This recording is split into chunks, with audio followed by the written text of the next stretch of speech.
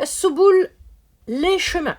On a surtout l'habitude d'entendre le mot au singulier sabil dans la fameuse expression sabil Allah, la voie d'Allah. Mais du point de vue de la création, nous allons d'abord nous interroger sur le sens du mot au pluriel.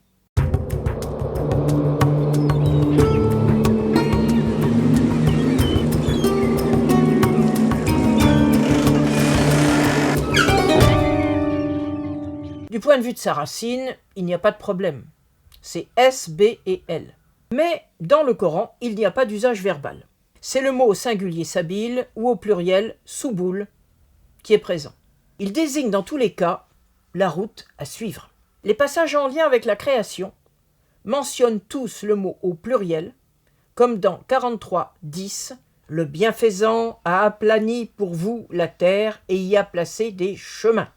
Ou dans 21:31, nous avons placé des ancrages sur la terre, les montagnes, de façon à ce qu'elles ne bougent pas sous vos pieds, et nous y avons ménagé des chemins suffisamment larges entre les montagnes pour que vous puissiez y circuler.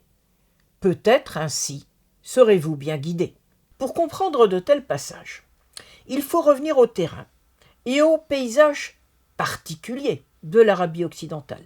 Nous avons déjà vu avec le mot rawasi que les montagnes y sont très présentes et très hautes et que les parcours sont difficiles. Le Dieu créateur est donc présenté comme apportant une réponse pour surmonter ces difficultés.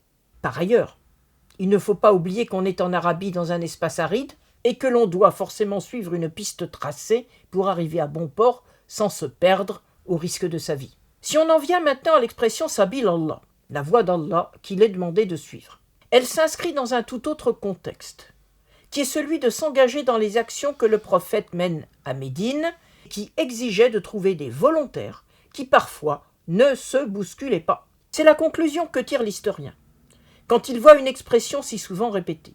Il faut savoir en effet que les hommes de tribu étaient réticents à s'engager dans une action s'ils pensaient qu'elle comportait pour eux des risques et de ne pas leur rapporter suffisamment de butin. C'est l'un des aspects de la socialité de cette époque que l'on doit comprendre pour ce qu'elle est, sans porter de jugement, et surtout pas tomber dans l'anachronisme qui consiste à juger les comportements d'une société à laquelle on n'appartient pas, à partir de celle dans laquelle on vit.